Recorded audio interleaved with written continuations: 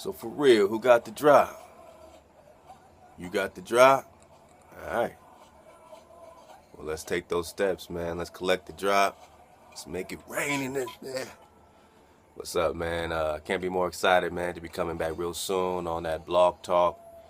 Took a minute, man, just to kind of reorganize the structure. Still working on some things with the site so we can bring you just the hottest vibe suites, just the dopest areas where you can relax in the music of your choice, the vibration of your choice, the vibe of your choice, all this kind of stuff. So shout out to Smiles, man. She's making it happen, man, getting the music on point, man, doing it. You know what I'm saying? We're going to be dropping that independent music to our, our radio show, man. All those drop artists, everybody, we miss y'all. We're going to be dropping all that music, man. So if you're independent, shoot it, you know what I'm saying? Shoot me some slaps, man. You know, we're going to shoot them to Smiles, see what Smiles think. And maybe we'll feature the joints, man. Live, man. 432 to drop radio right up at you. But yeah, you got some drop, man. Shout out to the homie, man. The big, brave, strong warrior king, man. Antoine Daniels, man, been sending me this drop. Man, I've been going through it, but I'm gonna drop some of it. I don't want to hold it too long. I just want to see what you guys got to say, whatever you think about it. Everything we're doing, we're just dropping it. We're surfing the wave, man. Don't get too frantic trying to cling to something, man. You've been clingy for too long. Just know your creator exists and surf the wave. All right, so let's do it. Let's get set up. Notice I'm sitting down already. You know what that means. You know what that means when I'm sitting down already, man. This is going to be some drop. This might be a part one, part two. Let's see if we can just knock it out, though. I'm trying to set you up. Oh, a little higher. How's that? You see me now? All right. Higher, higher, higher, oh. Higher, oh. Vibrate, man. Activate. Let's go.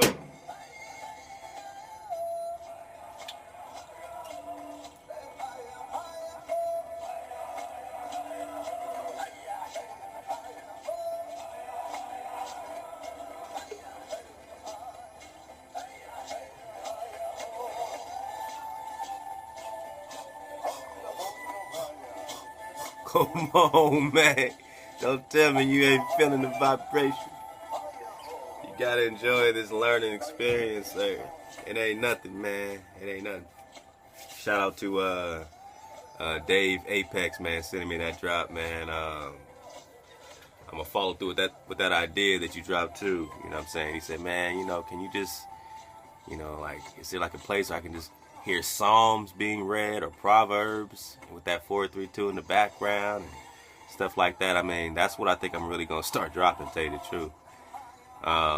You know what I'm saying? Thanks for everybody that's downloading the Frequency Anthem. But I'm gonna start dropping on SoundCloud. Like I might just start putting some indigenous, drums and some 432 vibration and then start reading Psalms, man. Start reading Proverbs on y'all or something, you know what I'm saying? And just doing that vibration thing, man. So, hey, let's go. Hiya, oh. Of course, man. Always get the latest drop on the drop. You already know. Kings to Alden Sterling, man, the family, you already know. You know what I'm saying? We got, seems like every day we got to say this, man. So, all of our fallen soldiers, all of our family, man, this ain't the end. It's only the beginning.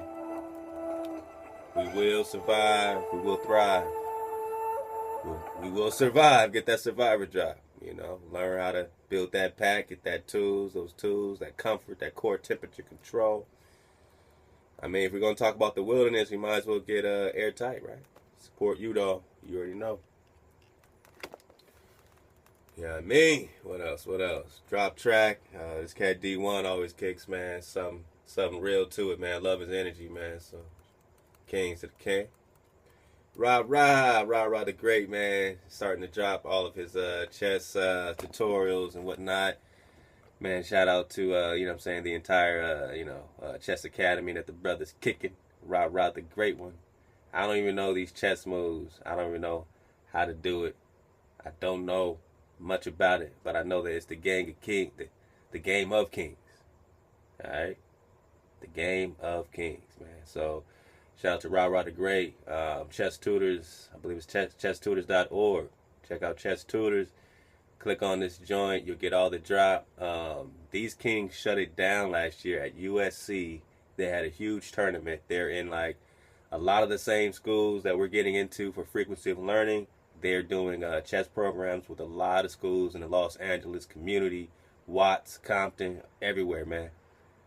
These brothers got their chess schools in the classrooms, so they're teaching children after school. They're signing up, they're doing tournaments. They took them to USC last year, so Kings to Ra the Great. When you talk about change and teaching the game of kings to the youth, now we are taking those steps, man. That's what it's all about. Kings to Ra. You already know Kings to Lex Will. This brother makes it happen. And you just got to keep surfing the wave, man. I mean, everyone's bouncing off each other right now, so it's a fun time. If you're going back and forth between Lex Will joints, drop joints, Let Us Find the Truth, Higher Mark joints, Hallway CH joints, Winter for Holcomb joints. You know what I mean, it's look, we ain't trying to do this. We have to do it. We ain't trying to link up. We are already united. All right? We are already united. Remember that. Space drop. Look, this is kind of crazy. I might have to kind of drop this right quick since you're here. I try to just go quickly because I want to drop about this whole other thing. You know, King David, City of David. But can y'all just check this out for a second? This is pretty crazy. And it goes, set you up. it goes out of the frame. Yep. That's fast. I know it. That is really fast. And it's not a lens flare. It's moving. Just pay attention. Crazy. That is insane. So that's what I caught. Man, you're doing some deep research here, Steiger. This is a little bit crazy, everybody. So I got Wayne on here. He's got me looking at some stuff. I think this is worthy of just doing its own video, because this is something I want you to all go check out. I'm going to leave the link below, and basically it's the stereo instrument, and you just go to this images page, and what you do is you actually set up your set it up so you can see the frames. And there's also another anomaly over on this side right there. Yeah. We should probably take a look at that together. But now that I've seen this one, let's just blow it out a little bit. So what Wayne has shown me is clearly some type of an object that is moving from, in this case, at 2155, I go to the next frame, and it moves to the left here. And then up around in here, we also have like these orbs, kind of. I don't know if that's normal or not, but let's go back now and just step backwards. Go on up in the corner, just to see if there's some other anomaly we can make some sense out of. We're not making any sense of anything. Yeah, well. Oh, it starts over here. Look at that. Okay, there you go. So that is clearly something. I'm gonna zoom in on the lower half now, so we can get some good shots. I can edit all this. Yeah. Oh my. But there you go, Steve. What is that? Now y'all ain't heard nothing about this, right? Butt, as they would say. But this is independent research. Something's going on. We know that. Now see, watch when this. I saw that, Steve, I saw the one that right there, and I'm looking at this. Another one. Wait. Watch this shit. The tinier one appears here and here. And here. Oh, yeah, yeah. Another one over there. Okay, I'm just gonna go back a couple frames. Look, three. Look at that. 1, 2, 3. They're getting. Look how it's shining out of the corona. They're getting more and more excited. Just watch this shit. What are we looking at here? What are we looking at? I'm not sure. There's another one. Look another. At that. Pay attention. There's some, as they would say, there's some stuff happening up there. Yeah, man. I'm just going back. Yeah, I agree. Now, and going back frame by frame.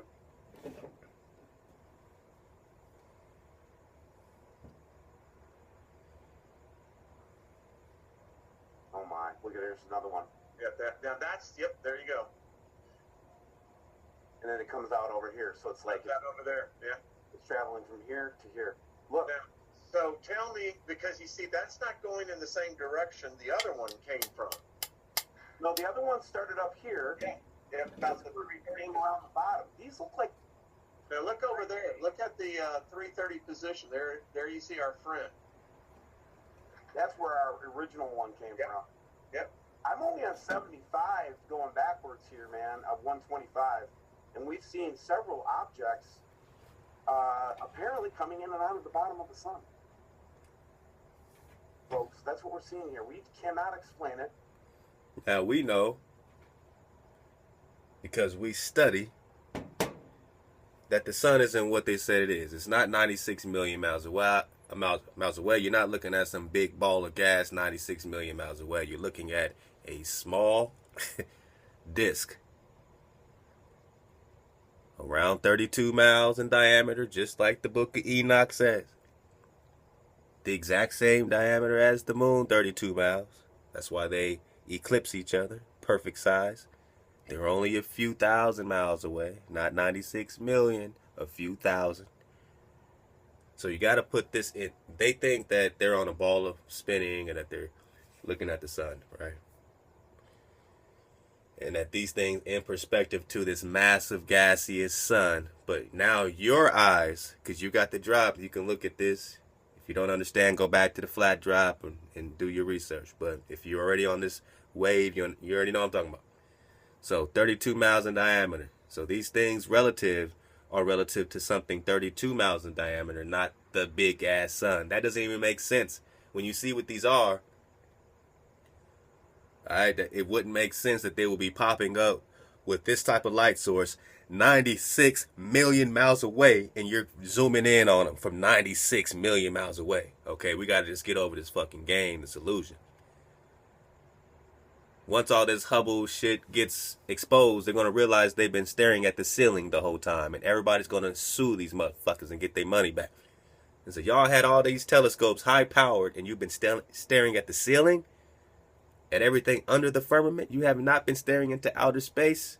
You've been staring at the ceiling. And the luminaries within it. The vibration. You can't leave. So, this is 32 miles, so I want you to get your perspective game, because theirs is completely out of whack. I'm just going to go forward now to what we know were the anomalous parts of this, okay? You play it in real time, you won't see it. No, if you just went through this, you would not see this. Okay, so here's an anomaly. There's one right there. Here's two. Pay attention. Here's one over here. That seems to have a trail that follows it up to that point. Yeah. Here's another one. Another one. And now here's where we get a lot of them. This is where we saw the three at. Now look over there again, Steve. I think that one at what would that be, about the nine right there. It's amazing how the corona is actually backlighting it. Could these, dare I say, could these be centaurs? Centaurs? I don't know, buddy. All I know is that, it's not the pixelization of the picture. I mean, these are clearly light sources. I don't, but look at the shape of it. It's got like a round shape. Yeah, and I saw the one that was exiting. It looked to me to be a triangle or a diamond shape. It was.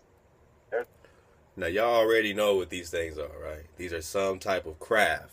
These are different crafts. They're seeing them all over the place. It's a whole fleet of crafts around Tomas, around our 32-mile diameter sun that does a circuit around us or across us, however you want to look at it. These are crafts. They got their own light source in the middle of them. You're going to see all of them. Look, another one over here. Got its own light source, right? These are crafts. Now, I don't know what side they on and what they're doing, right? All I know is that they're craft. But you see how these people think. They can't even just say that. They're going to spend all this time saying, they're going to joke around like, we know it's not a lens flare. We know this is something. But they're not going to say that these are craft because they don't want to sound like they're crazy. So they're going to say everything in the book, but they're kind of just going to still say it. They're going to have to. Not that easy. Well, and by the way, while you're advancing the frame, everyone look at the southern pole of the sun. That, folks, is a coronal hole. And if you look at the canyon one that's now roping across, it's definitely some weird stuff going on with the sun. Whatever it is, that's a star that's acting very peculiar. Well, at least from what we've ever observed of it, I mean. So here's something. Let's just go really out on the limb here. Let's just really go Gene Roddenberry. Okay. What if the big one, man? What if? Watch this. Watch the hijack. Our friendlies know that our sun is in serious trouble. You know, you're reading stuff today that the solar minimum, the molar minimum is engaging sooner. But look at these. What if something is going up there? I mean, obviously these are huge, whatever they are. And I don't know. I mean, that's like an Earth-sized object. Yes, wow. It is. See? That's what I'm talking about. It's an Earth-sized object because they're thinking that this sun is some supermassive gaseous thing 96 million miles away. When you understand it's only 32 miles in diameter, then this is not an Earth-sized object. The sun is nowhere near the size of the Earth. So how could this be an Earth-sized object to this big-ass sun? That's sun worship. You're worshiping the sun. The sun revolves around you. The sun does a circuit around you. We're going to get back to the flat drop to get an orientation because it's very important so you don't get hijacked. It's very important so you don't get hijacked. Okay? Now they're going to start zooming in. You're going to see exactly why I just said clearly it's a fucking ship. It's a craft. Clearly. But these are not Earth-sized objects. This is very smaller apparatus we're talking about. But you see how they said friendlies and shit, right? Friendlies, because they're thinking that some aliens are gonna come save them with their Christ, right? Clearly it's a hijack. Nah, man. It could be friendly to us. It don't mean it's friendly to you. It could be friendly to you. It don't mean it's friendly to us. Whatever the case is. But do you see what this is? Look at this. On light source. Look at this. Dot, dot, dot, dot. Look at this. Or the light itself, the light saturation. This is something. That's just one of them. Look at these. No, look how it has a dimension to it as I pull back on the contrast. They found something. They found something. They found something up there. What is that, man? Okay, go further. There you go. Keep on going. Continue. There. Stop. Look at that. Oh my God! It is its own light source. Now, how bright does that have to be next to the sun? How bright must that be? That is insane. It doesn't go away until I go to the end of the exposure or the contrast bar. Where you're going to zero black. Look at that. Yeah. Yeah. I'm recording this. Let's see what happens when we, I want to bump up the shadows a little bit and see what that might tell us. Not much. It's got three distinct, like, protuberances. Yeah. Three distinct holes. You know, I almost get the view. I think we need to get security in on this one. So they're starting to freak out because they got some real shit. Now, what is it? Whose side is it on? They're thinking it's 96 million miles away. We know it's a few thousand miles away. We know this is right on top of us. Whatever this is right on top of us. All right, so you tell me, what is that? Right, so, you know, you can say, yeah, well, I'll never know. It could be government this, government that, our stuff, this stuff. Sure. I'm kind of leaning on that side anyway, that it's some type of stuff that they're doing, right? Some type of army of things that's doing stuff with the sun, right? You know, That's what I'm thinking. You know what I'm saying? So when we have, even in the Greek mythology, how all these luminaries are going to come back together and this meeting that's happening with Mercury and this and that and all this kind of stuff, you know, stuff's happening. We just, you know what I'm saying? We're watching TV, but stuff's happening. You know what I mean? So that's all I want to drop right quick. I mean, clearly, you tell me. This. Then this. No, not that. Don't lose that. I won't. This is what I'm trying to grab right here. So he's going to get another one and Are you still seeing compare my it. screen, by the way? Oh, absolutely. He's going to compare two of them side by I have it in side. full HD, bro. Okay, let's do this. Let's get the 707. Ooh, wait a second now. Come on now. I'm looking forward to seeing this actually when you blow that one up.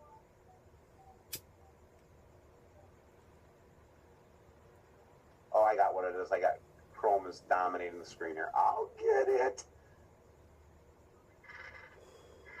Here we go. Now I can get it. All right. Pull the babies out the bathwater.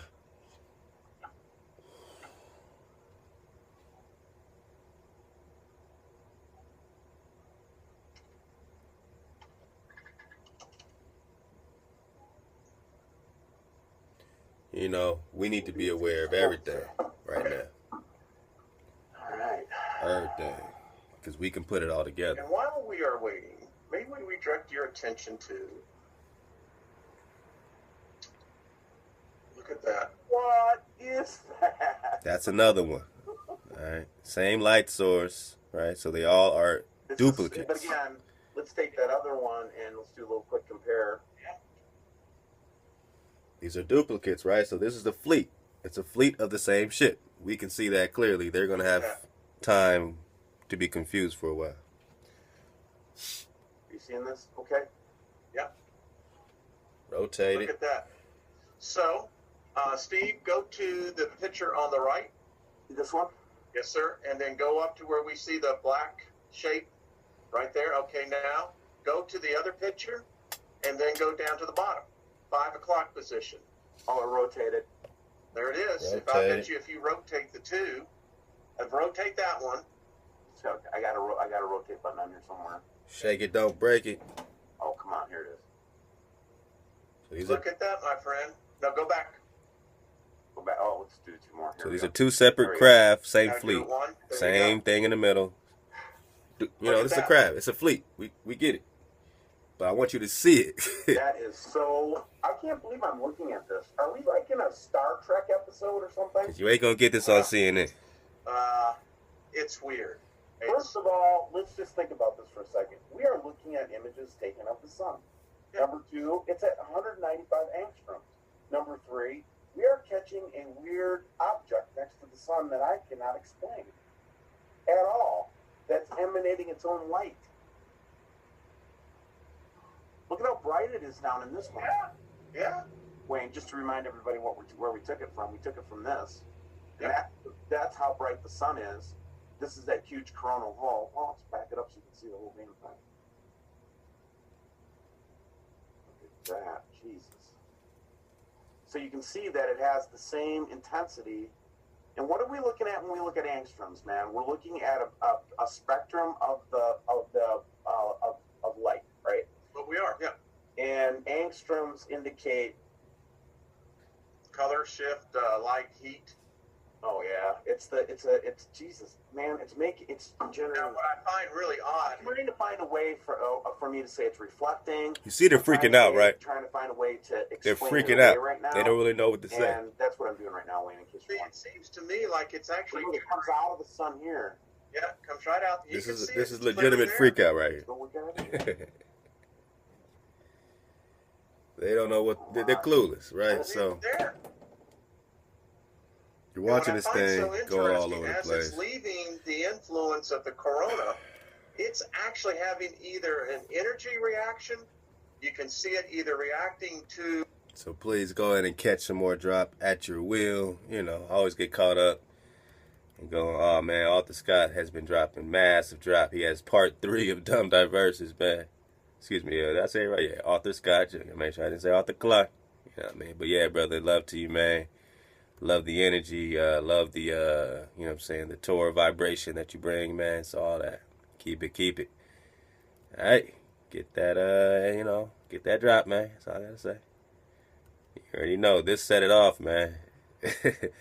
Let us find the truth. This set it off. Let's set it off. All right. This was the greatest drop of all time. Let us find the truth. Kings to you, brother. Boom. There it is.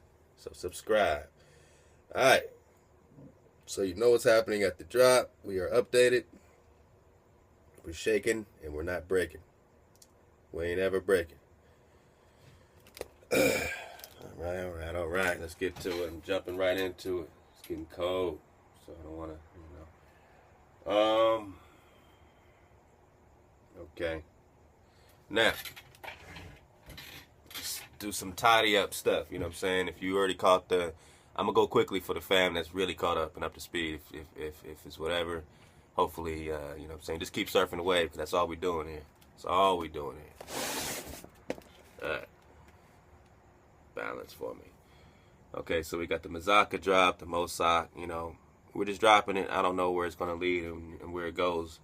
But all I know is that, you know, when you research this Muzaka and this Meshech in Genesis, you know, with the sons of Japheth, and specifically in the Flavius Josephus, Antiquity of the Jews, Book 1, Chapter 6, Book 1, breaks it all down, right? The Genesis thing. But, you know, it says specifically, you know, for those that are able to understand that this city was once called Muzaka, and so was the entire nation. So I started researching Muzaka.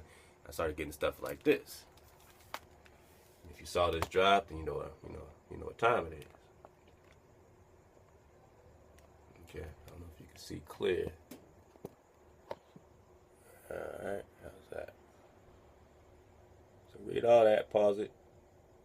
You see they bring you right into South America, right? They bring you right into Peru. They say possibly the Moshe, it's the same thing, Meshech, Moshe, and cultures in South America, and now dead Mashiki languages. When you research the Mashiki languages, and I'm reading out of a book in that particular drop, you know, just check it out, the Muzaka drop, Moshe, Mosaka, all that stuff.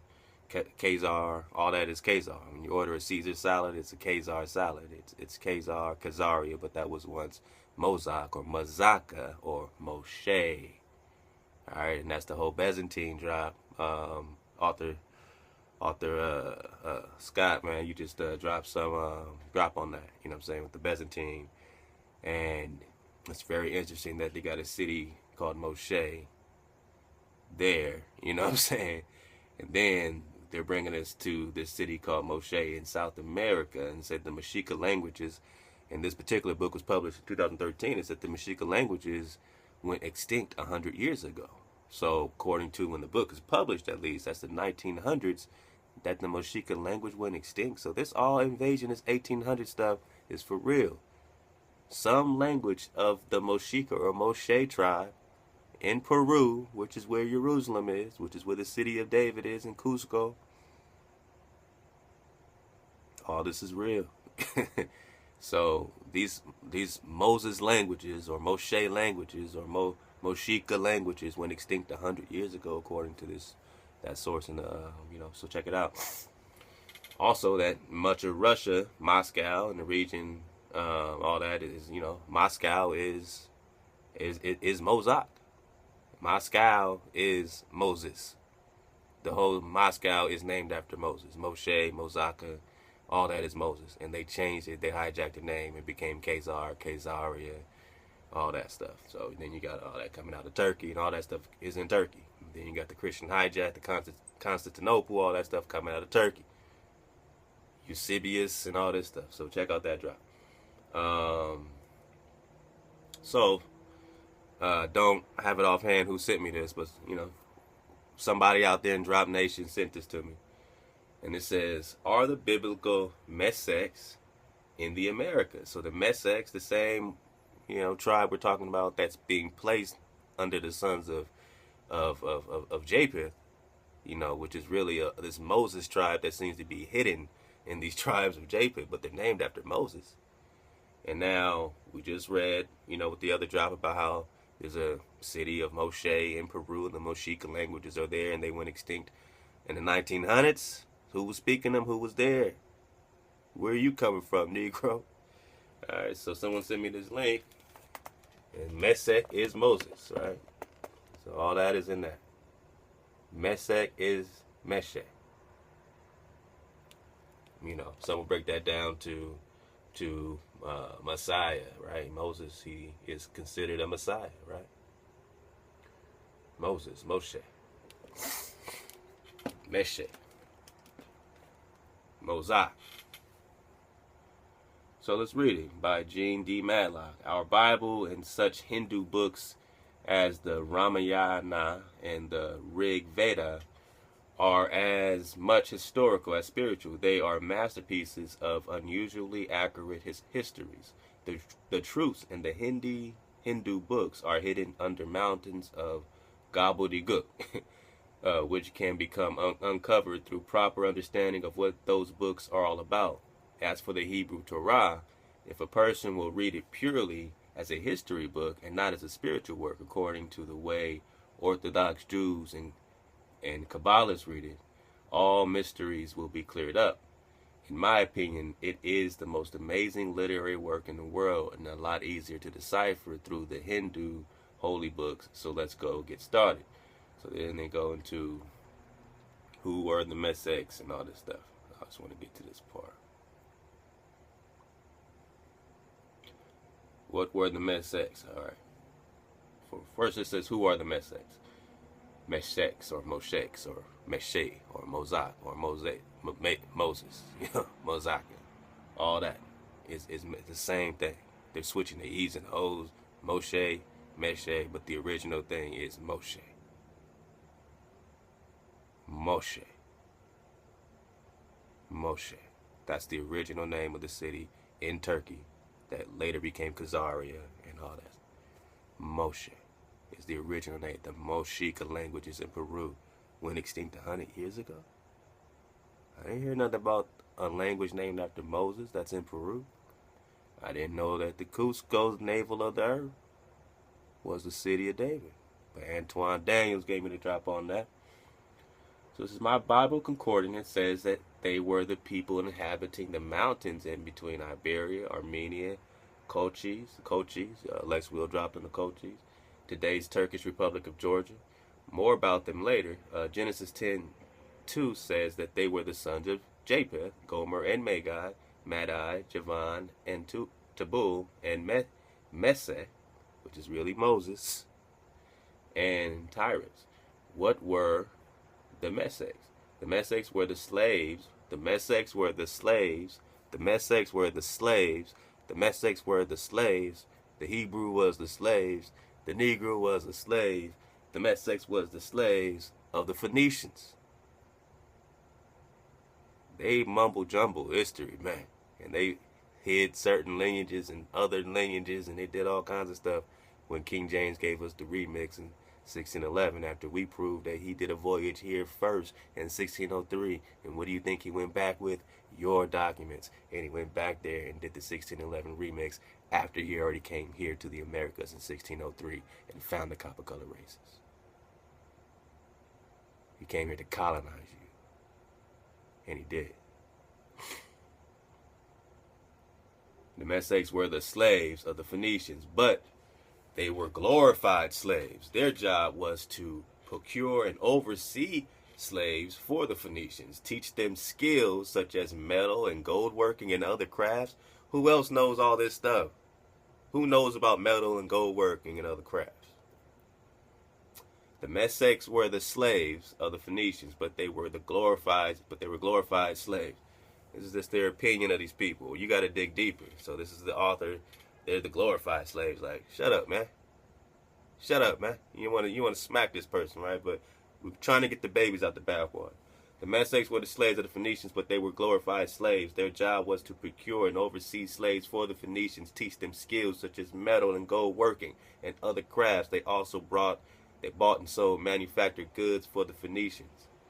The Bible confirms this. Juvan, Tubal, and Meshech, they were the merchants. They traded the persons of men and vessels of brass in thy market. Ezekiel 27:13. What does the word a Meshe or Mesheka mean in the Aramaic language that the Phoenicians generally spoke? Mashika, Meshika. Didn't they say the Mashika languages went extinct in Peru 100 years ago? Get me started, man. In the Aramaic languages that the Phoenicians greatly spoke, Mashika, the real word for Meshech, means Messiah. Was Moses a Messiah? Do we all agree? Did he lead his people to freedom?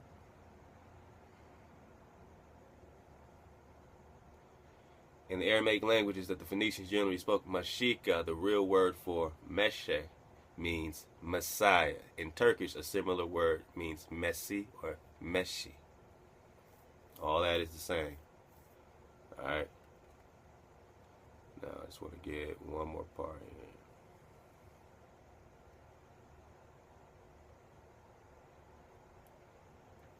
I mean, I'm going to leave this link so I'm skipping a lot. I just want to get this part.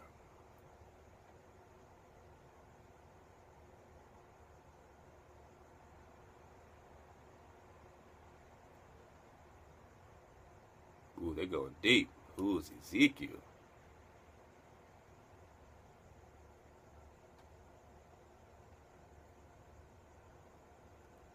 Alright. My bad. Got lost.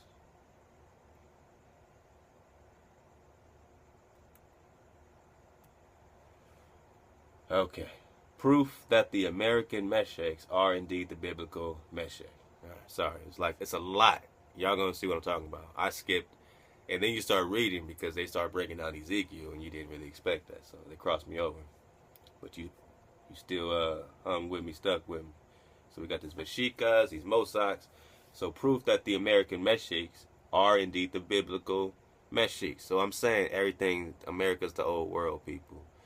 Lex will just drop how they flipped the map, alright? So, alright, I'm not. You know what a map looks like. You know that you're supposed to be on the West Coast, right? All right, so however it is to you. Now, you take that map and just flip it like that. You know what I'm saying? Just flip it like that. Just 180 that. Just rotate it. Flip it. Then you have the reality. Now, you still aren't seeing the actual projections correctly, right? You're not seeing the right sizes, but you at least know where you're at. You flip the map over, then you understand you're on the East Coast in Los Angeles. We are people from the East. They found us in the old world here in the East. And everything is here in the East. Hey. Alright, proof that the American Meshechs are indeed the biblical Meshechs. Tribes like the Mashika, Mexicans, and Moshika did not create original civilizations. In their own legends, the Mashika stated that they copied the arts of civilization from the tribes already in central Mexico. I assume that they copied their civilization from the Olmecs because Olmec ruins extend from southeastern Veracruz up to the central Mexican state of San Luis Potosí. I have no doubt that with the passage of time, such ruins will be found even farther north. The Peruvian Moshika copied the Inca civilization. The Phoenicians did not generally call themselves Phoenicians. Puni, Middle East and Europe, and Pani, as in India, they were known as Kati, Kad, Ke, Kuth, Kadmas, Kadman, Quad, and they have in parentheses Egyptian. So the Phoenicians did not generally call themselves Phoenicians, and they said all these other things they were known as, Pani, Caddy, da da da da. Then it said Quad, and it says Egyptian. So the Phoenicians did not generally call themselves Phoenicians, but they were also known as Egyptians. The word derived from the Sanskrit Ketu, meaning chief, leader, Ketu. Ketu, meaning chief, leader, eminent person. Commoners were called Ka, Ka. Aztec or Toltec gentility were called Mexicati, Toltecati, Aztecati, Cato, Mexicato, Toltecato, Aztecato. The others were called Mexica, Tolteca, Azteca. Just the name of the Nuati-speaking people implies that they were once sailors. The Aztecs or Mexica couldn't pronounce V in a VA, the Sanskrit word. Why? Because the V is not in the Hebrew. Author Scott just dropped that. You know what I'm saying? That's more substantiating outside sources showing you that there is no V's. It's the W, right? So the Mexica, the Aztecs couldn't pronounce the V in a VA. Nava, the Sanskrit word for ship, was pronounced as Nawa. Neavata, which sounds like Nahuato, meant a ship or sailors blown by the winds of God. Alright? So, let me skip down. Even among the American Mashika, it meant between two waters or two oceans. They definitely knew where they were. Alright? And Mashika traders and merchants were registered with reverence. They were called Pashteka, P-O-S-H-T-E-C-A, Pashteka. This word derives directly from the Sanskrit Pustaka, meaning people who increase, gain, acquire wealth, property. So Mashika, their traders were known as people who increase, gain, acquire wealth, property. A wealthy people, rich people.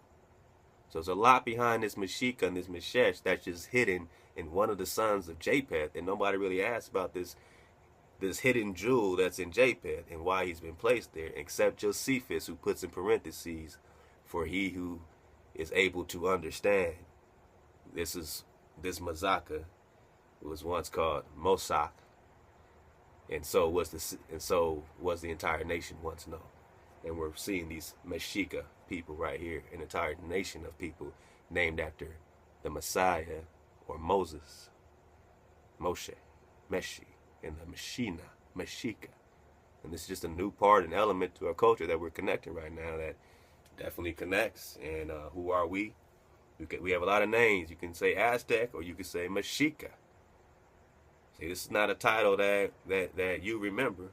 But apparently a lot of us were known as Meshika. And there was a Meshina and a Meshika language in Peru.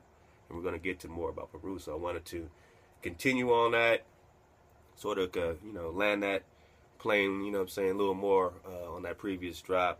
Again, we are in the old world. When you look at the Mississippi River and you put it side by side with the Nile River going north and south, whatever you want to call it, it's the same. This is the Mississippi River. This is the Nile River. Any questions? The Mississippi, that has the drop. That's the cradle right there. How much life is coming from that? How old is this? This is where you want to start putting your, energy, to understanding where you're at. You think about the Nile being over here, the Nile's right here.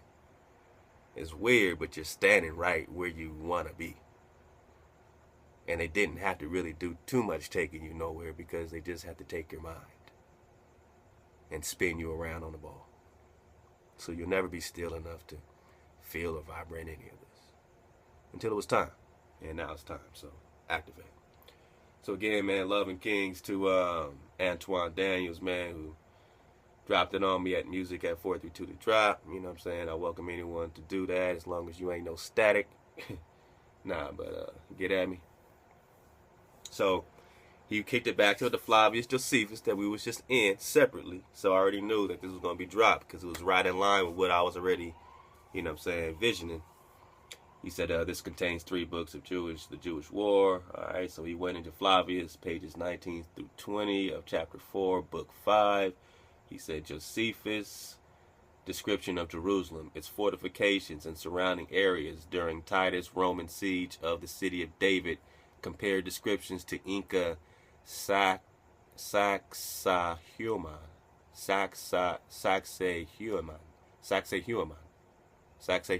All right, so the Inca Sacsayhuaman and the city of, or sacred valley of Cuzco. So he just dropped it on me. But before he said, man, I'm working on this stuff, man. That's taking me into understanding that Cusco. And I guess I've been, you know, thinking for a minute about this Cusco naval thing, but I wasn't thinking City of David and how that is also called the City of Kings. And there's gonna be more drop on it, but Cusco and all this stuff is in the shape of a lion. Like, that's a city of lions. So you got the city of lions. You got the Mashina and Mashiki people, the Moses people right there in Peru. You got Cusco right there in Peru. You got the city of David, the city of kings, the city of lions, the navel of the earth it's called. And we're going to get to it. The navel of the earth, what takes place in the navel. It's a birth. It's the center. Why is it called the center of the earth? Because it is. But we'll get there. Let's go. Alright, so he dropped it. Alright, so I'm going to start pulling stuff up that he dropped. But I'll keep referring to this to make sure I don't really, you know, I'm trying to drop it. You know what I'm saying? Again, you got some stuff like this, you know, drop it. But, you know, if you got it, you ain't got time to drop it. Drop it on me. I'll do my best to get to it. And this was right on time, so thank you, my brother Antoine Daniels. Alright, so let's get into some of this drop. So we got Sacsayhuaman. Everyone can look that up. Sacsayhuaman.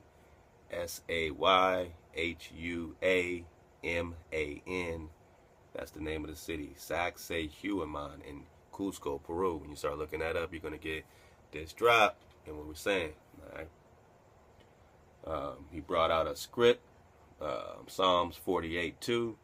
Beautiful for situation, the joy of the earth is Mount Zion, on the sides of the north, the city of the great king. All right, so he's saying the city of the great king, and that's King David's city. That's the city of David, which is very interesting. So Mount Zion, I've heard before that it is in Peru, right? Jerusalem, Mount Zion. So you got all this stuff in Peru. You see, Peru, South America, is Atlantis. It's just a part of Atlantis that didn't get destroyed. A lot of the man-made islands and stuff were destroyed. Peru remained. You know, order always remains. The remnant always remains. You know, this is where we're from because this is where we're at. We've been here before Atlantis. We were here before some fallen angels came in and made it with our indigenous sisters, our indigenous family here, and formed offspring that was damn dear crazy. And they called this dude Atlas, and that plural form is Atlantis. So when you say Atlantis, you're just saying the fallen angel hijacked. We were here before the fallen angel hijacked. We were here before that, which is called Egypt. We were here before they hijacked us with that Egypt shit. These are fallen angels rocking with celestial shit. We are vibrations that connect to Hea on the throne. We don't have to be under anything. Underworld of what? We are the energy of our Father. That's it. It's that simple. We are the energy that we've created. The signature we're in is where we're in. But we get hijacked so that they can control us. Because if they don't control us, it's game over. They got to rock with us. They got to rock with order. So stop letting them hijack you and vibrate. So thank you, my brother. He said, beautiful. Psalms 48:2, beautiful for situation. The joy of the whole earth is Mount Zion, on the sides of the north, the great city of the great king. The city of the great king. So he says the city of David was fortified with 3 zigzagging walls. So We're bringing all this stuff out because this is what the scripture is saying about the city of David. And we've only learned it being in the Middle East or something like that, somewhere that's just far from our energy. We can't really vibe to it. It's way over there. But when you see it's connected to you, it's right here, that's when you wake up. It's hard to wake up when you think it's in the Middle East, somewhere that you'll never step foot in unless, you know, it's the rapture or something, you know what I'm saying? But when you realize you here already, all you got to do is wake up and walk back into it. You see? So that puts the action on you, but people don't like the action being on them because then you got too many questions. Yes, the action's on you. Once you know, you know. You literally have to do something. Yeah, it's true. You can't fall back and just wait. You got to do something now. Right? Ebb and flow, energy. You put your creator in the situation to act for you. You don't fall back and wait for him to do something. You walk. You got legs, you walk. When you understand, you walk. When you walk, Heya appears. Heya is there. You'll see. As a unit, we're unstoppable. The city of David was fortified with 3 zigzagging walls. Alright, so I'm just going to start dropping some of this drop. Let's go.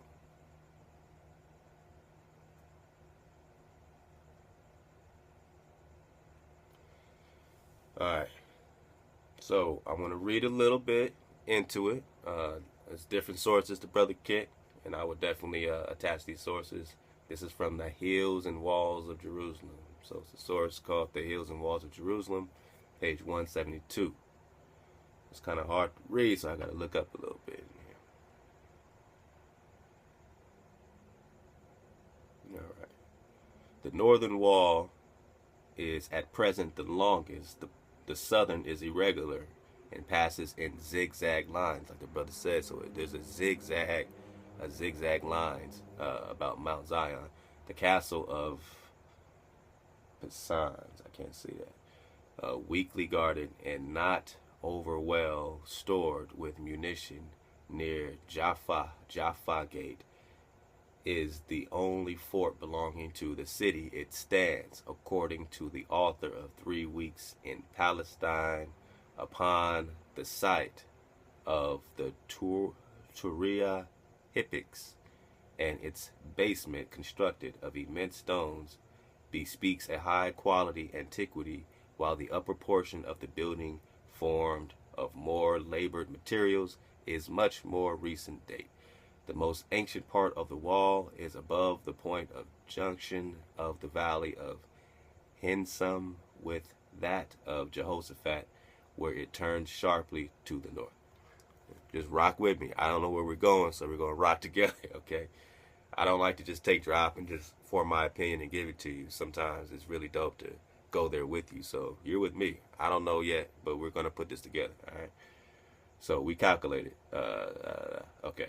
So they're talking about the cuts and the blocks. So if we call to mind Jerusalem as it was once, thus strongly entrenched in the bosom of mountains and fortified by art, we might ask, what more could a city require for defense? Yet ceasing to put her trust in him, capital H, so they're talking about the Creator, ceasing to put her trust in him, who was the strength of her strongholds, when he withdrew his protection. So the Creator withdrew his protection. So even these people are saying the Creator withdrew his protection. We had it all. We were protected. We were his nest. We were his babies. We chose Egyptian hijacks. We chose fallen angel hijacks. We chose to kneel our knee to Baal or bake, whatever, cakes to the Queen Mother, or, do different things because that was the new trendy thing. Their friends were doing it. Their women were doing it. It was flashy. These fallen angels was putting on a show. And you had to be not for the Hollywood shit to, steer through that. It's the same thing as today, right? There's the Hollywood shit. Everybody wants to be Hollywood, right? We had a choice. We could say, okay, we can use the drop to be Hollywood. We can use the drop just to be about music and artists and say, look, put your music at 432 hertz. See the vibration? And we could just have been just about that. But man, Most High willing, something that sparked at the time, that same 2013, same thing, watching Lex Will videos spark, and I said, what if I put all that energy that could be this, other type of thing that people were trying to already make it at that time? What if we put it all just into the children, man? Because we don't got shit. BET ain't even for us.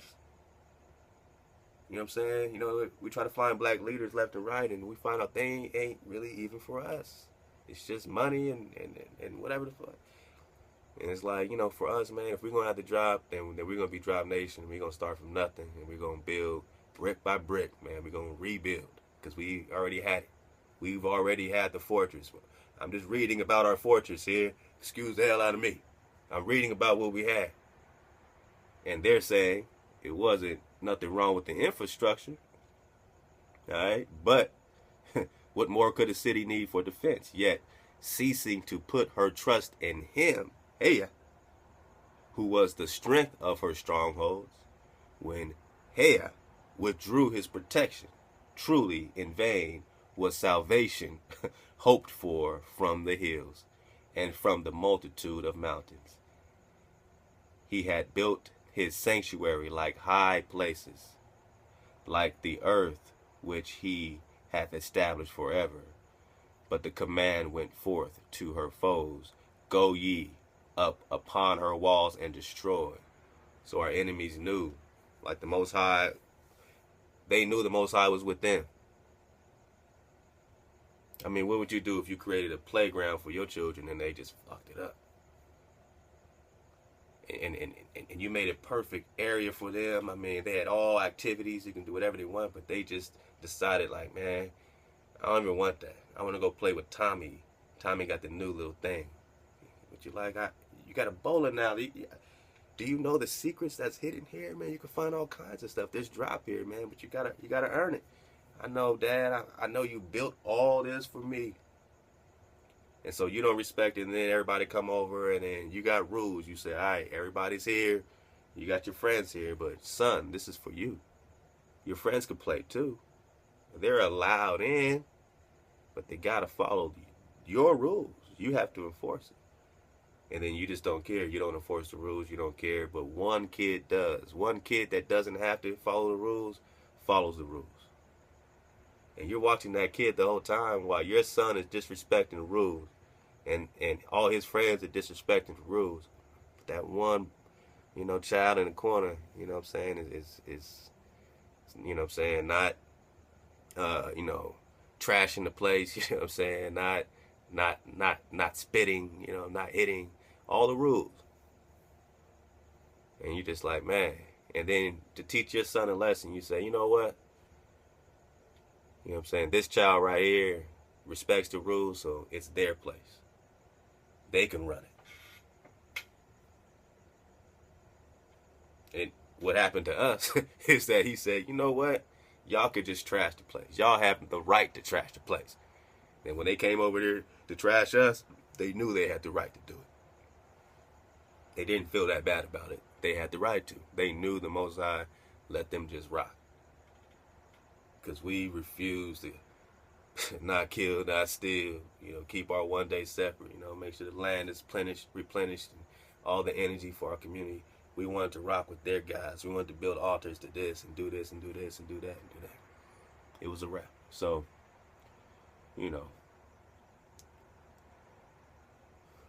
All right, so let me go to the next one here. This is from a source, Benjamin of Tudela.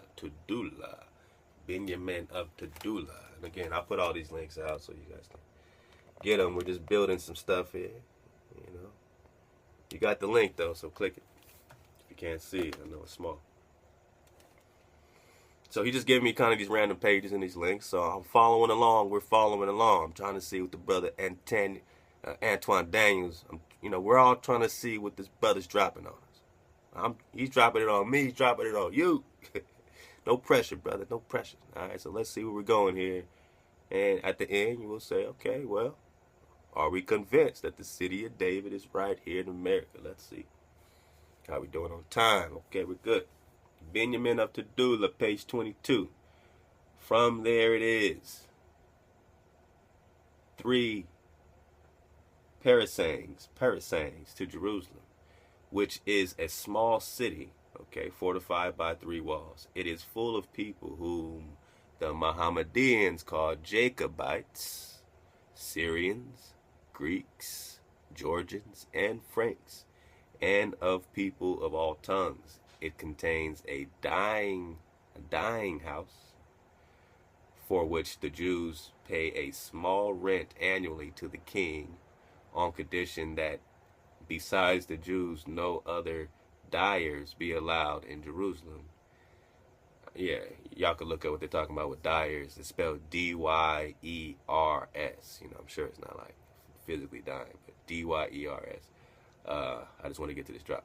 There are about 200 Jews who dwell under the Tower of David in one corner of the city. Okay, the lower portions of the wall of the Tower of David, to the extent of about 10 cubits, is part of the ancient foundation set up by our ancestors. The remaining portion having been built by the Mohammedans. There is no structure in the whole city stronger than the Tower of David. The city also contains 2 buildings, from one of which the hospital there issue forth 400 nights, and therein all the sick who come thither are lodged and cared for in life and in death. The other building is called the Temple of Solomon. Now, someone just dropped this, a sister, I believe, just asked about the Temple of Solomon, being in South America, and that's true. They're rebuilding this stuff, but of course, these are pagans doing it, right? So, but yeah, so all this stuff is in South America. If they're rebuilding it, that means it was already here in South America. So, to that point, absolutely. So we got the Temple of Solomon here, King David in Cuzco. Cuzco is the city of David. You got Peru, which is Jerusalem. We understand that it was also Heru, like Horace Butler dropped, and when the rocks cry out, which definitely copped that. So it was also Heru, or H-U-R-U, H-E-R-U, the Egyptian Heru, you know what I'm saying? However, it was taken over then by this, David, and then became Jerusalem, either before or after, when it was reestablished, you know what I'm saying? So that's some of the history that we're trying to put together here, because Egypt was definitely here, right? The old Egypt up into the 18th dynasty was all right here. The Grand Canyon is going to keep leaking out more and more of that data. More and more of that archaeology is coming right out the Grand Canyon. Letting you know that all that stuff is right here. So the Hebrews are here. The Moors are here. Everybody's here. Everything's here. Everything's here. Babylon. Everything's going on right here, man. This is the whole world. You saw the Nile River, the Mississippi, right? So this is Jerusalem. All right, King David, took it over. All these wars, all this kind of stuff like that. That was his big victory. He's right here, the city of David, right there, Jerusalem, restored, right? It was all about restoring it. So even if it was hijacked under something else, it was restored once again. This is our promised land. We were always coming back to restore. Everyone's like, oh, damn, the Aztecs, they're just warring with everybody. Yeah, they came back to restore the order of the Creator. They were following Moses. The Aztecs were following Moses. The Mayans were following Moses. You got the Mashiki language, Mosaic people in Peru. All this was pushed down. Man, all this is here. So you got the 4 corners, which connects to Mexico, which connects to Peru. Now, what kind of underground railroad is going under that? You don't think there's an underground railroad connecting Peru all the way into the 4 corners? I'm just saying. So the other building is called the Temple of Solomon. It is the palace built by Solomon, the king of Israel. 300 knights are quartered there and issued there from every day for military exercise, besides those who come from the lands of Franks and other parts of Christendom, right? So here's the hijack, having taken upon themselves to serve there a year or two until their vow is fulfilled in Jerusalem, the great church calls the sepulchre, and here is the burial place of Jesus, unto which the Christians make pilgrimages. So this is clearly, in this hijacked city, all this stuff is going down right here. Even in the hijacked city. Even after the invasion. Even after they brought all that here. This has now become Jesus' burial place. Everything's here, right? But let's keep going.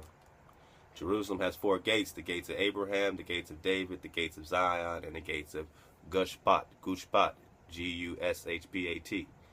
And then that's all I'm getting out of this, apparently. I wish it was giving me more. Come on. Give me more. Is that more? Did I get some more? A little more. And the gate of Gushpat, which is the gate of Jehoshaphat, facing our ancient temple. Okay. So we're reading this to get a visual so that when we get into what we're going to see in South America and what we're seeing in Cuzco, we have something to, go back to and confirm and say, okay, here's this matching up with what we're actually seeing. So let's just get into, okay, this is another.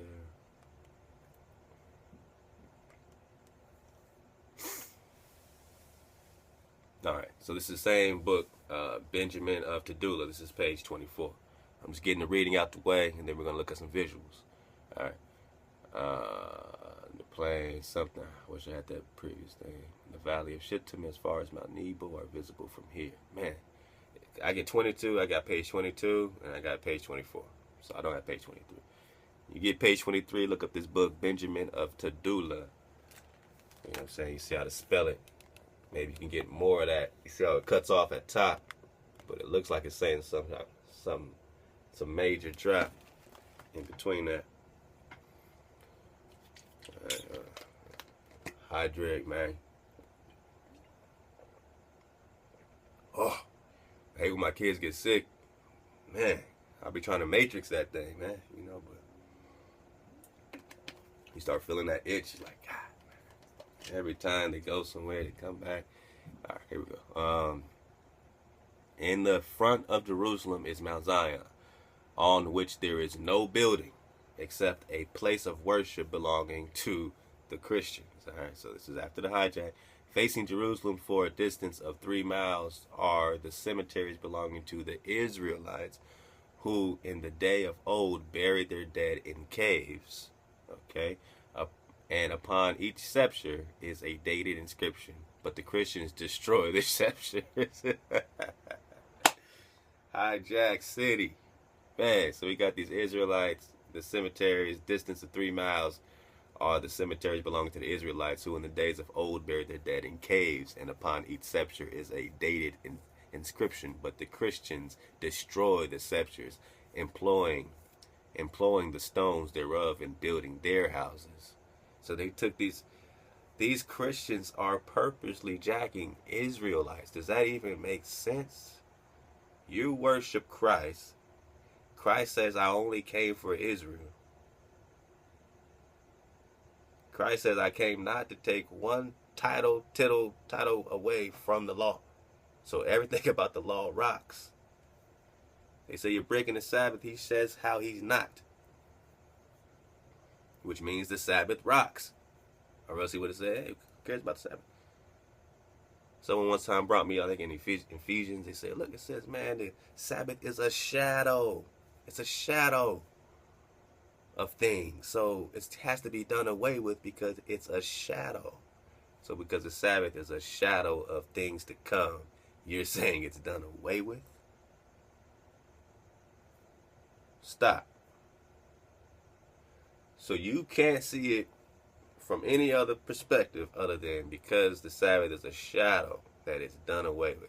You just can't just stop and say, well, if it's a shadow of things to come, it's only a small glimpse into what's coming. So the Sabbath, for everything it must mean, for every vibration that we must be getting, is only a glimpse of the vibration that is to come. No.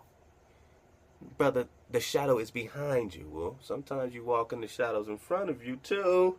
Oh, burn. All right, here we go. So, y'all know I'm crazy. Okay, so the scepters reached as far as Zelzah in the territory of Benjamin. Around Jerusalem are high mountains. On Mount Zion are the scepters of the house of David and the scepters of the kings that ruled after him. The exact place cannot be identified, inasmuch as 15 Years ago, a wall of the church of Mount Zion fell in. The patriarch commanded the overseer to take the stones of the old wall and restore therewith the church.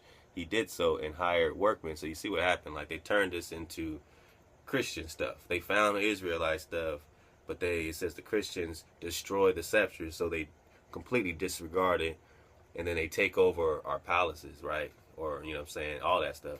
They take over our temples or whatever the case is, and they take them over and they become their temples, right? So they're trying to feed off the energy that we are building specifically in that spot. Everything's energy. There's a reason why certain places are built certain places. Energy, right? The earth has chakras. The earth itself is alive, so they feed off a certain energy.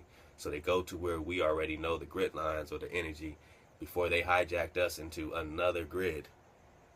And after they hijacked us into other, you know what I'm saying, you know, understanding these energetic centers, and they build it around it. So instead of going to a different energetic place, they hijack that energetic place and hijack your frequency.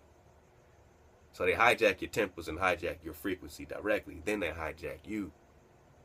And then they, you know, commit genocide, you know what I'm saying, and slaughter you and make you a prisoner of war. Now you wake up and say, whoa, you want a title? I'll give you a title. You're a prisoner of war. We ain't got to fight over Negro, African American, Asiatic, anything. You're a prisoner of war, Jack. Now you can take that to Congress. That's a title. And once you become a prisoner of war, they owe you shit. Everything they've done for the proxy, they've given them $9,000 a month, and they're giving them free, you know what I'm saying, they put them on reservations. They got to do for you too, because you are, by documentation, a prisoner of war, according to the Dumb Diverses 1452. Oh, you can declare asylum. You're a prisoner of war. You've been invaded. You got the documentation. You can be a refugee. You don't need a passport. Come on. Hey, this is their game, right? So we're just waking up. We're peeling it apart. There's no way to stop it. You know, there's a billion me's. I'm just one me. You got Lex Will. You got Howard Martin. You got more. That's why I said broadcast. Don't wait for us to drop it. You just keep the energy flowing, because that makes everybody stronger, right? Because we're united. Don't be afraid to stand up and show your face and drop the drop to your family and community, because you should be more afraid of what happens when you're silent.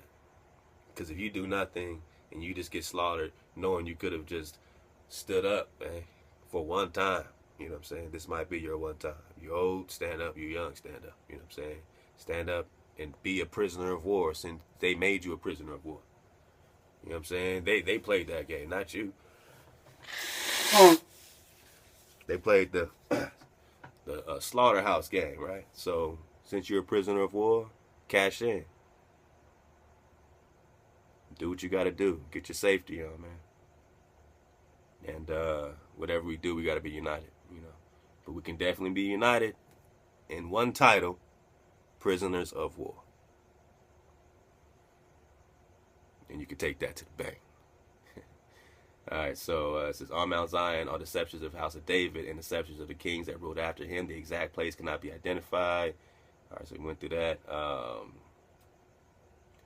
Among these men were two who were sworn friends. On a certain day, the one entertained the other. After their meal, they returned to their work. When the overseer said to them, "Why have you tarried today?" they answered, "Why need you complain? When our fellow workmen go to their meal, we will do our work. When the dinner time arrived and the other workmen had gone to their meal, they examined the stones and raised a certain stone which formed the entrance to a cave. Thereupon one said to the other, "Let's go in and see if any money is to be found there." So they stumbled on a cave after they ate, right? They stumbled on this cave, and I wish I had more to it, but let's see, where am I at?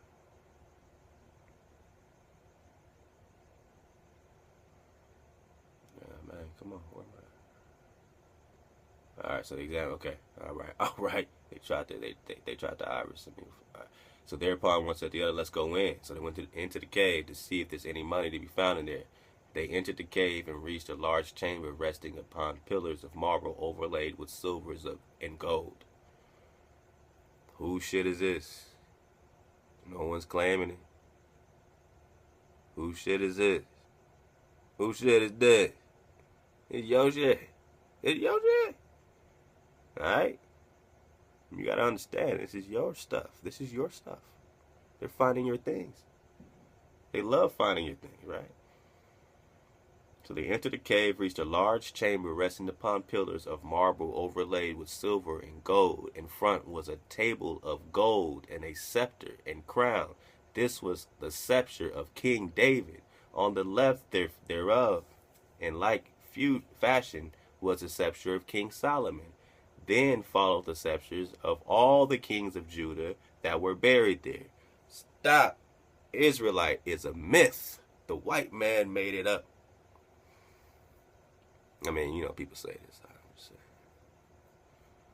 Israelites is a myth. Oh, the Bible's a myth. Or did they hijack it? Did they find us here?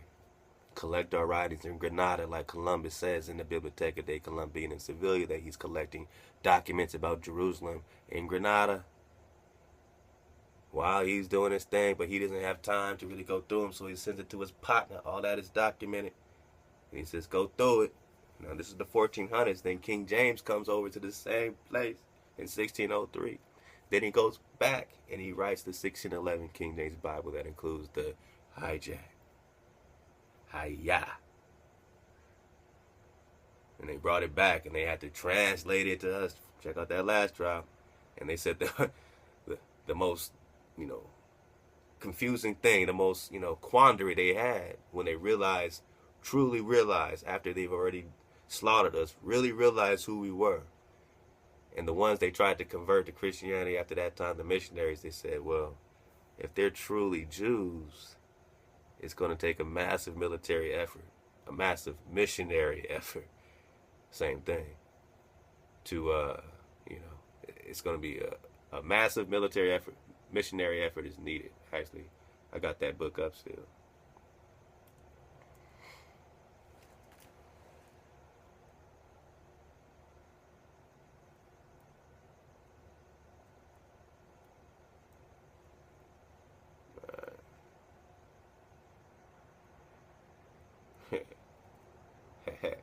The Jewish Indian Theory. This is out the book Manasseh ben Israel and His World, published in 1989. You got the link on the other drop right before this one. Now,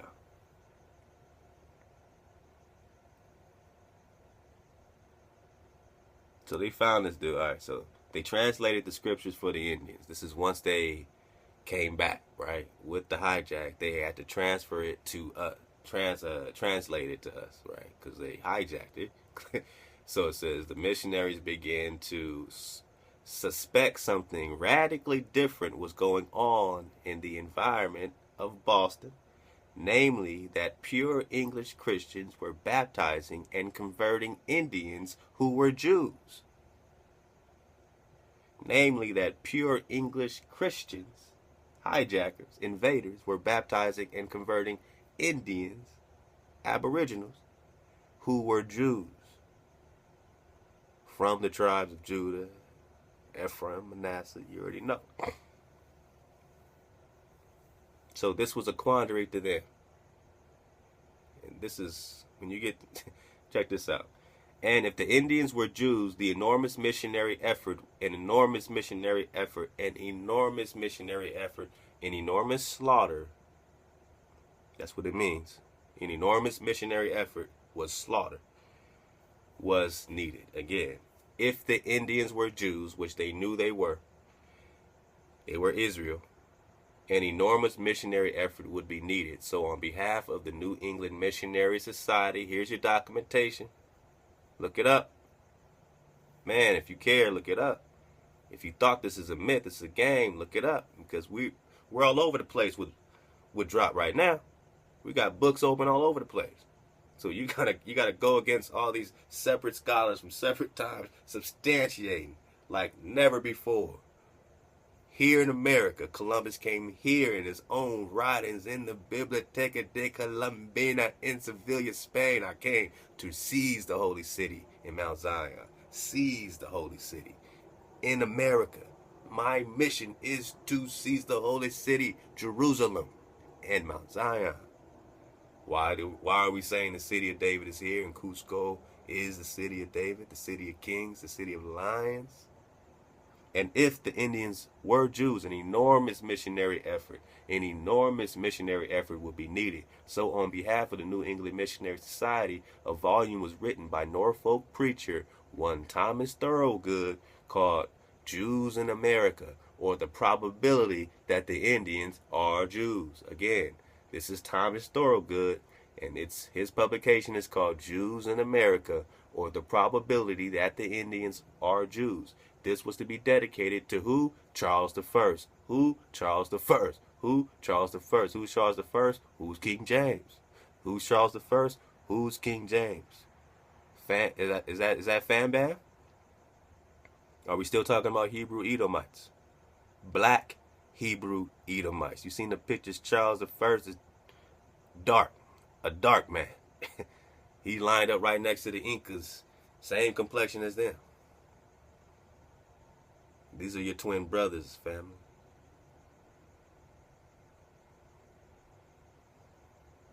They administered your slaughter. It is what it is. I mean, you got when you read, do you believe it? Do you believe there are tribes against you or not? Do you believe Psalms 83 that they formed a confederacy against you to do what? Slaughter you. I know it hurts because your heart's so big. You won't do it to other people. You know what I mean? It's not like, you would just think about slaughtering people, you know what I'm saying? Unless truly, these people were, going against every bit of grain of your freedom, of your order, of Hea, of the Creator itself. When you understand the hijack and what the Canaanites were into at that time, when these Aztecs were coming in and Joshua was coming in, back into what they're calling their mountains and their valleys, and they had to ixnay all these Canaanites. You got to understand the hijack that was going on. You got to understand the cannibals. You understand people that will eat you. You don't understand, man. So these things that were coming out of these giants, these situations that was happening are all in our home turf. We have to raise children, and these people were eating our children, literally. And this is all in their cliches, and this is all in their translations as far as the Aztecs, the Maya. When you understand these wars that were going on, these are tribal wars. Today, you got melanated people awake and you're asleep because it's tribal war. And as long as they keep calling you a myth, but it ain't play in scholastic, the scholarly realm. These particular cats are well documented. This book is Manasseh ben Israel and His World, edited by Yosef Kaplan, Richard Henry Popkin, and Henry Macualan in 1989, man. December something. All right, so you look it up. And if the Indians were Jews, an enormous missionary effort would be needed. So on behalf of the New England Missionary Society, a volume was written by Norfolk preacher one Thomas Thorogood called Jews in America, or the probability that the Indians are Jews. This was dedicated to Charles I, but his overthrow delayed the publication of the book. His overthrow delayed the publication of the book. The job of writing a preface to it was given to John Dury, perhaps the most active millenarian theoretician in the Puritan Revolution. So this guy, a millenarian, believed in the end of days, right? But in his mind, I'll put the link down again so you can check it out. He thought the world was ending in 1650. So when he saw these Israelites here, he said, oh, that's a sign that the tribes are re-emerging. And according to Daniel or Revelation, wherever he was coming from, that would be a sign of the end. In their abstract mind, seeing you here was a sign that the lost tribes are re-emerging. So he thought he was in the end of days. He was the leading guy that thought that they were in the end of days in 1650. But that's the twist. They're abstract. They're looking for their signs. They're looking for you. For their signs that the end of days is coming, they're looking for you to reappear. For your sign that the end of days is coming, or the end of their days is here, and the beginning of you has arrived, you have to look inwardly and find yourself.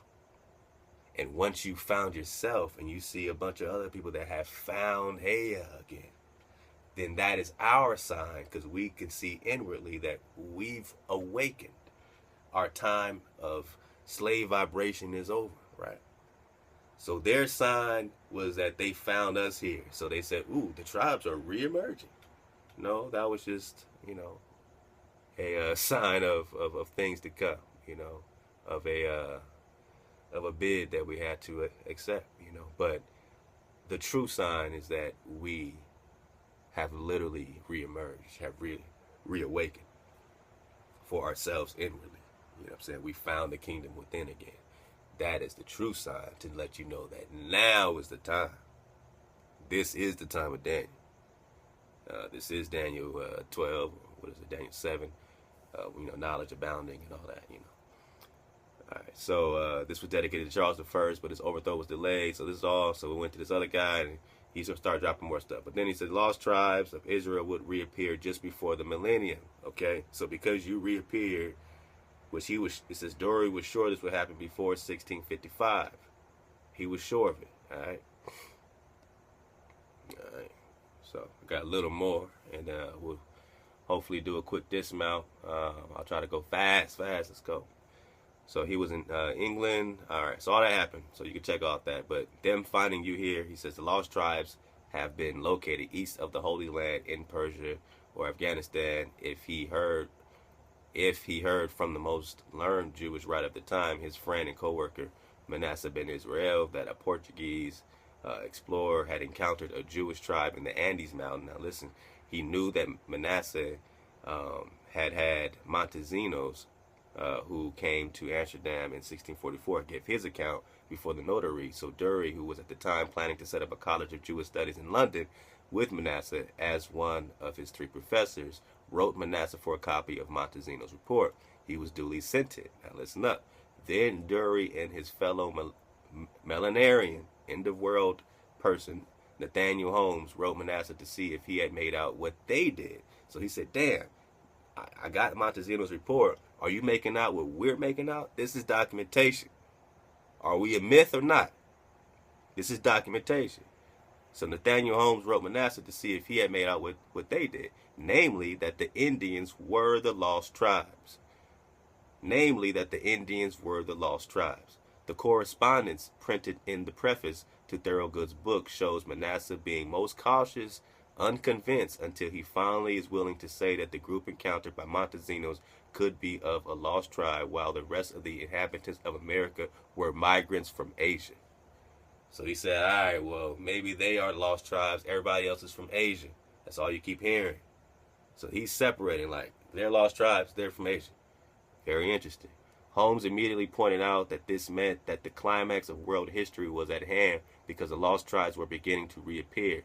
Manasseh was asked what the Jewish view about the lost tribes and their reappearance. Whether he wrote another letter. Manasseh wrote in his famous work, The Hope of Israel, which appeared in 1650 in Spanish, Latin, Hebrew, and English, and in Dutch documentation for a few years later. The English edition, dedicated to the Revolutionary Parliament of England, was translated by a friend of John Milton's, the wide-eyed millenarian Moses Wall. This translation appeared in editions in 1650, 1651, and 1652. Documentation. The last 2 editions included an appendix in which Wall exchanged views with the reader and emphasized the millenarian importance of his work and that it should help bring the conversation of the Jews.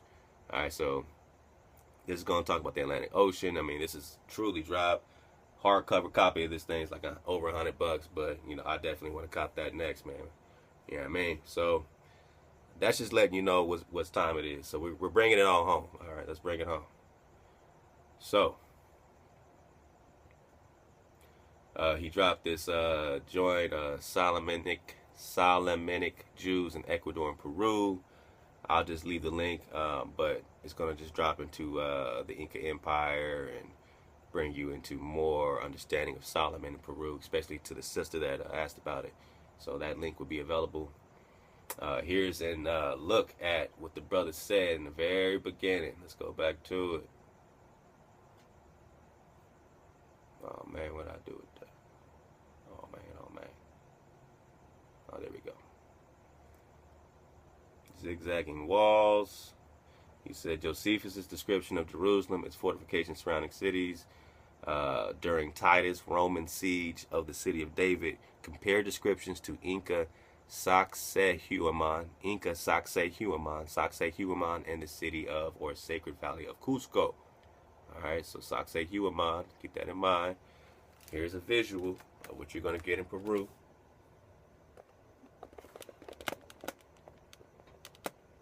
You can see that, alright? Okay. Sacsayhuaman, you're going to see walls, you're going to see all this other stuff. Let's go. Milo or Milo, you're going to get this thing Milo, M-I-L-L-O, okay? Here's a definition, so we can just get it right quick. I know I'm all over the place, but we're going to bring it home in like 2 minutes. All right, so that's Milo. Qosqo, Milo, because when you look up Qosqo, it's going to say refer to Milo, and then you're going to try to understand what a Milo is, so I'll just put it up right away. A rampart consisting of 2 walls with the space between them filled, so it's like a fortification. The name of the citadel of Shechem, like Will keeps dropping about the Shechem, the chiefs, the Shechem. First thing you see there, number 1, Shechem.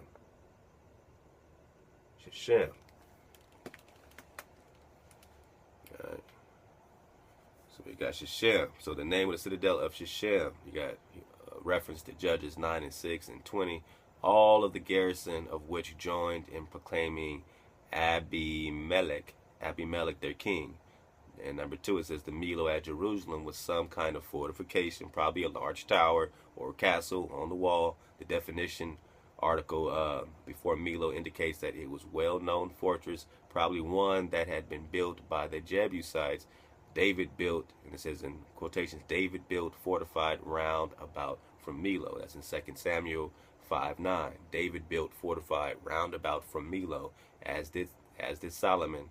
So you can check all these references in 2 Samuel 5 and 9, 1 Chronicles 11 and 8, as did Solomon, and 1 Kings 9 and 15, and 1 Kings 11 and 27. It formed a prominent part of the fortifications by which Hezekiah prepared for the approach of the Assyrians.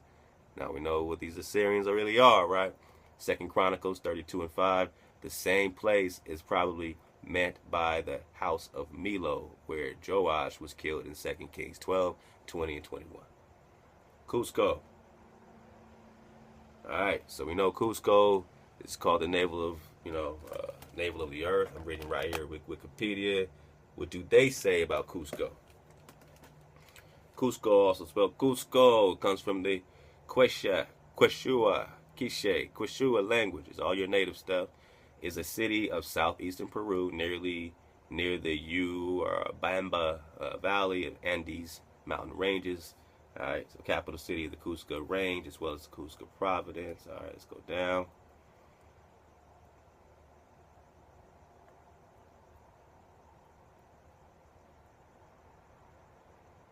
Okay, okay, cool.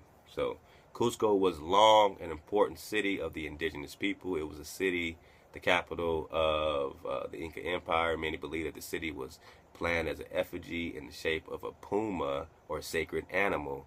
And what this brother's bringing out, Antoine Daniels, is that it was in the shape of a lion. This is the city of lion. The city of the lion. All right? But they say puma to throw you off. Oh, no, that's another type of cat, not the lion. You know what I'm saying? How Qusco was specifically built or how these large stones were quarried and transported to the site remained undetermined. Under the Inca, city had two sectors, the Urin and the Hanan, U-R-I-N, and the H-A-N-A-N. Those are two different parts of this particular city. Each was divided to encompass two of the four provinces, and then it has these indigenous names. I'll just let you check it out. These provinces. Hope you can read that all right. I know it's very small.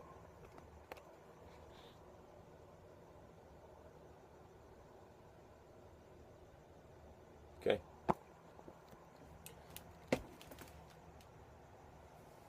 So, you know,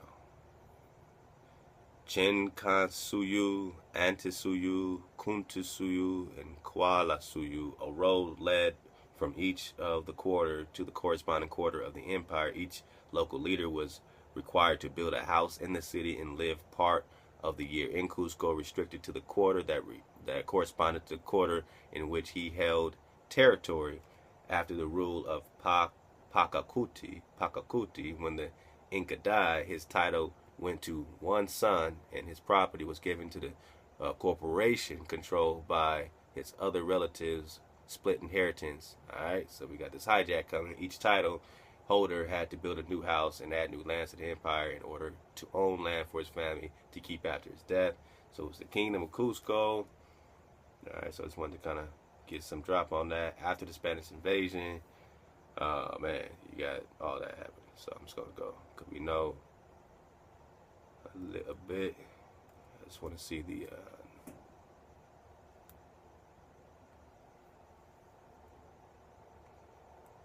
now interested, man, because they keep, you know, they say ruins. These are the ruins of this Sacsayhuan. This is a very weird image. I know it's kind of weird, but this is like a little image that you're gonna get, right? You're gonna see these fortified walls, these huge monolithic blocks. I mean, the city's huge. It's a fortified city. This is the city of David. It's a fortified city. Okay. So these are the ruins of Sacsayhuan. Okay. This is the neighbor Inca. The major nearby Inca sites are Pachacuti's presumed winter home. Look up Pachacuti, Pachacuti. You know, that's leading you somewhere. Machu Picchu, which can be reached by foot, and the Inca Trail to Machu Picchu. So Machu Picchu, Cusco, all this stuff is connected. Cusco, again, is known as the navel of the earth. It says the indigenous Kilke culture. Kilke culture. I never heard about Kilke culture. Killke. All right, but they're indigenous, so you know they are melanated people right off the bat. It says built the wall complex of Sacsayhuaman, about 1100.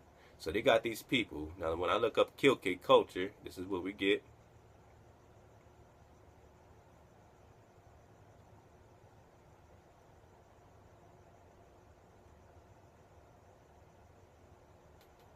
But when I just go to images, right, immediately you see like an Olmec pop up. But I had to type in Negro. If I didn't type in Negro, they'll send me to some other stuff, right? So, you know, you start getting at these images. You see Olmecs, you see these fortified cities. So these people are apparently people that are building these fortified cities. These zigzags in the walls, as you're seeing. Now I'm going to go to another site. All this is attached. This is called Khan Academy. Khan Academy, like Genghis Khan. Khan Academy.org. This is the city of Cusco. Here's a image of a present city of Cusco. Again, the navel of the earth. How it looks down, right? An elevated city, you're looking down on things. You know, it's a regal environment. You know, this is where they took you from. This is where they found you, man. Modern city of Cusco, overlooking the Plaza de Armas. All right. It says at the breathtaking elevation of 11,200 feet, nearly 3,400 miles, the city of Cusco was not just the capital of Tahuantinsuyo, land of the four corners, right? So we got the land of the four corners. I mean, we got the four corners, or they say four quarters, excuse me, land of the four quarters. But that's very similar to four corners, you know what I'm saying? I'll let you get some of that so you know what I'm talking about. Right there in the first or second sentence. Okay, pause it. So that, you know, all right, so land of the four quarters, the Inca name for the empire in the native language, Quechua. Everyone keeps saying, like the cliches, Quechua. That's just a language we keep hearing as a language that many were speaking. It was an axis mundi, the center of existence, and a reflection of Inca power, the center of existence. The city was divided in two sections, Hanan, upper or higher, and Huron, lower, upper and lower, right? Kind of like Upper and Lower Egypt. The brother Winifred just dropped that Upper and Lower Egypt was really North and South America, upper and lower.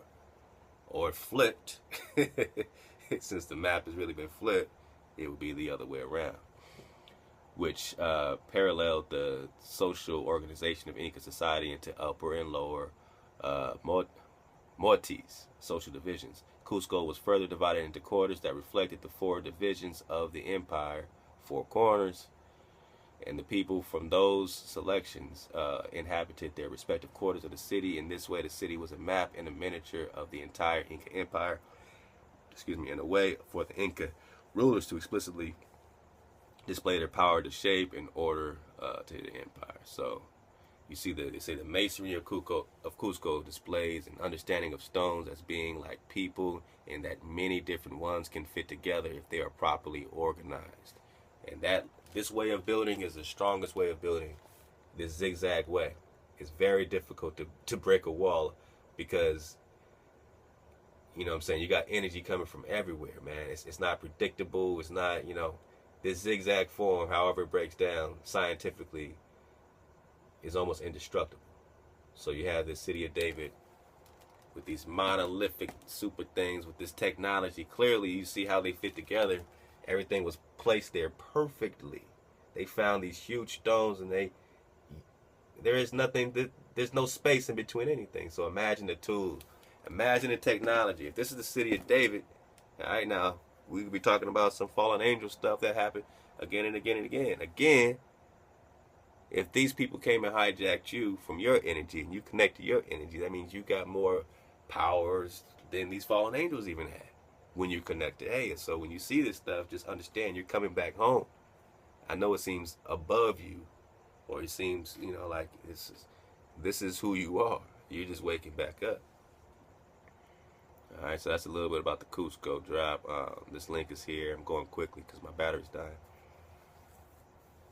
Whoa, here's a wall. The remains of Cancha Inca masonry below the Spanish colonial construction of the church and monastery of Santo Domingo, Cusco. So, of course, this is not the Spanish shit. This is what they stole. This is what they found here when they arrived on your shores. They found you in castles with masonry, right?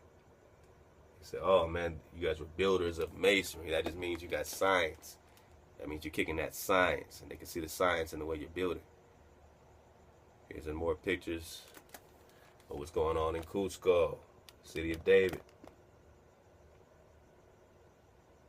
So now imagine, now go back, because you probably wondered why we did all that reading to begin with, right?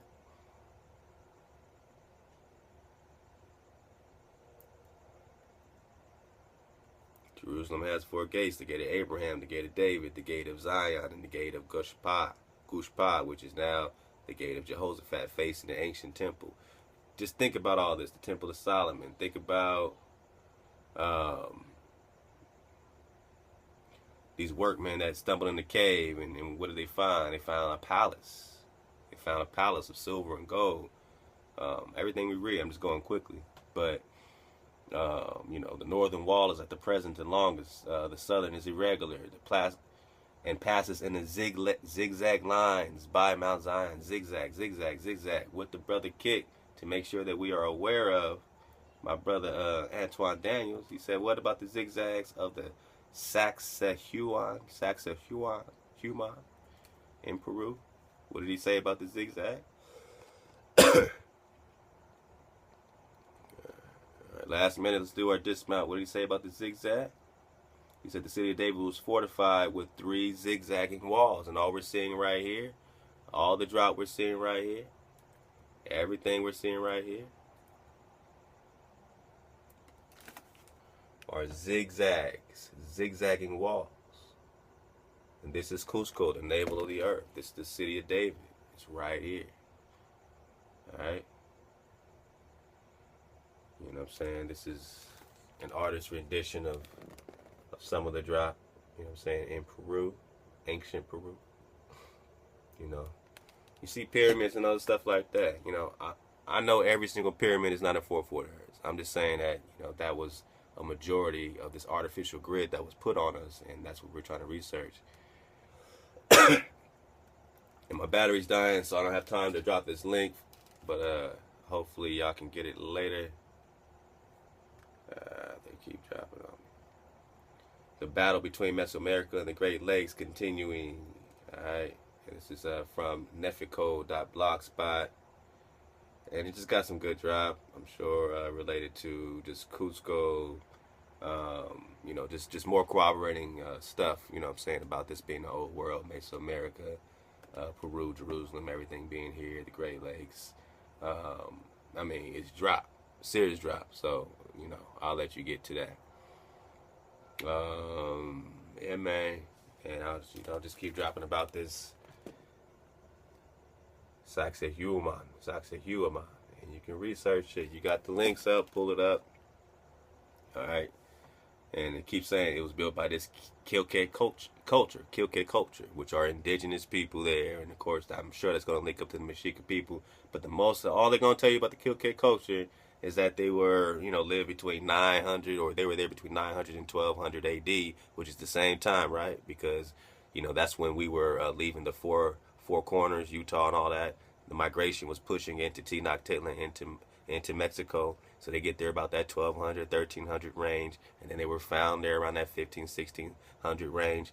So all that is the same. People say migration, Anasazis, whatever you want to call it, the Meshika, whatever you want to call it, man. I'll do my dismount on that. I love y'all. Stay up, suit up, choose up, and let's keep this drop circulating, man. Love y'all.